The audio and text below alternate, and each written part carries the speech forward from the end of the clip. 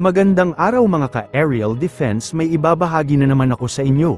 Dahil ngayong araw na ito ay may pag-uusapan tayo tungkol sa depensa, mataas na opisyal ng depensa ng Pilipinas at Amerika magpupulong, China nagreklamo, pero bago tayo magpatuloy wag mo muna kalimutan mag-like, share and subscribe, manatiling nakatutok sa aming channel para updated ka sa balitang militar at West Philippine Sea. Nakatakdang magpulong sina US Defense Secretary Pete Hegseth at Defense Secretary Gilbert Teodoro sa darating na ika-28 ng Marso. Talk about enhancing our bilateral and multilateral partnerships further, greater interoperability, and of course, we also have to take a look at future programs that both governments will enter.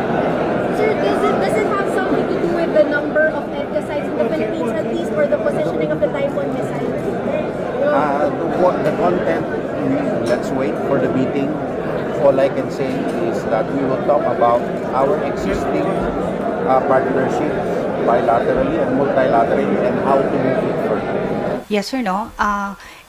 Itong visit na to reaffirms itong laging sinasabi ng ating allied for a long time ng US that yung commitment nga nila is ironclad, no, dito sa pag-support sa atin and strengthening our alliances with them. So we look at this as an opportunity, itong balikatan exercises, which is gonna be one of the biggest again, no, to have more activities and more exercises on live fire exercises and different activities as well. So nakita natin na as we go along through the years, na i-improve itong mga systems that we have in place in order to strengthen our interoperability and integration of our systems with one another. So makikita natin with this upcoming balikatan, there are more countries also trying to join the bandwagon.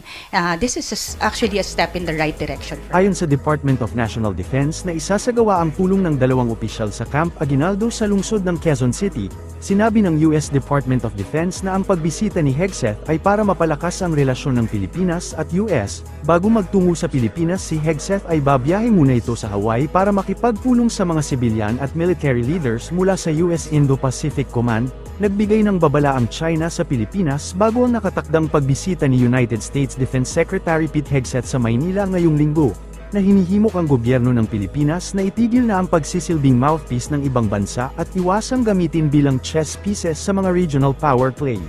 Ang pamilyar na pagsaway ay ibinigay ng tagapagsalita ng Chinese Foreign Ministry na si Guo Jiaquan sa isang press conference noong Martes ika-25 ng Marso. 关于菲律宾与美国的军事合作，中方已经多次阐明了立场。菲律宾同其他国家开展的任何防务安全合作，都不应该针对第三方或者损害第三方的利益，更不能威胁地区和平，加剧地区紧张。事实一再证明，引狼入室只会引火烧身，甘当其子只会沦为弃子。我们也奉劝菲方有关人士，不要充当他国代言人，不要再继续搞基于个人政治目的的作秀表演。 Ang mataas na antas na pagbisita ni Hegseth sa Maynila ngayong Biyernes ay ang unang paglalakbay ng isang nangungunang opisyal ng Amerika sa ilalim ng Pangulo ng US na si Donald Trump. Hindi ito ang unang pagkakataon na inakusahan ng China ang Pilipinas na kumikilos sa utos ng mga dayuhang makapangyarihan. Tinawag ng isang opisyal ng Philippine Navy ang 10-dash line claim ng China sa pinagtatalunang karagatan na isang joke na dinisenyo lamang para sa entertainment purposes. Ayon kay Philippine Navy spokesperson for the West Philippine Sea Rear Admiral Roy Vincent Trinidad, walang katotohanan at walang legal na basehan ang naturang claim ng China na lagpas sa normal na imahinasyon at pangunawa, kung saan binanggit nito na ang posibleng numero 1 audience nito para sa naturang pronouncements ay ang Chinese Communist Party, para ipakita ang malakas na naratibo nito para manatili sa kapangyarihan. Maaari din aniya ang mga mamayang Pilipino o international audience, subalit iginiit ng Philippine Navy official na walang natatawa sa naturang joke ng China. Samantala, marami aniyang international law na susuporta sa posisyon ng Pilipinas, kabilang na ang 2016 Arbitral Tribunal ruling at ang ating konstitusyon. Sinusubukan ang Pilipinas diplomatically pagdating sa pagpapalabas sila ng mga rhetorics. It's a joke designed for entertainment purposes. So, it is a joke designed merely for entertainment purposes. It is absurd, no legal basis. It is beyond normal imagination. Take it as a joke. Malinaw din aniya na ang Palawan ay parte ng ating kapuluan, kaya't dapat mag-ingat mula sa mga pronouncement ng isang foreign power. Matatandaan, dinobel pa ng China ang walang basehang claim nito sa disputed waters matapos na idagdag nito ang 10th dash line ng eastern section ng Taiwan noong 2023. Pinaghahandaan na ng Philippine Navy ang conversion ng Grande Island sa Subic Bay, Zambales at Chiquita Island sa Bataan bilang military reservations, ayon kay Philippine Navy spokesperson for the West Philippine Sea Rear Admiral Roy Vincent Trinidad.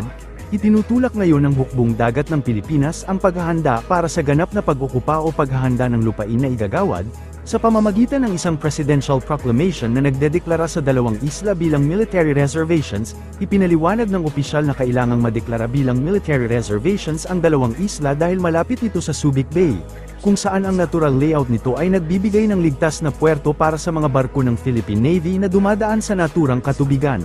Mayroon din aniyang runway sa Subic Bay area na maaaring magamit ng sasakyang pang-impapawid ng Pilipinas. Right now of the Philippine Navy is to prepare for the eventual occupation or preparation of the land that will be awarded through a presidential proclamation declaring part of SBMA and Grande Island, Chiquita Island as military reservations.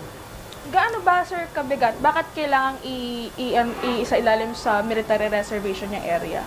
The natural layout of Subic Bay provides safe harbors for our ships. The aircraft, we have a runway that's already existing. Hence, the need to be able to have a military presence, a foothold in the Subic area.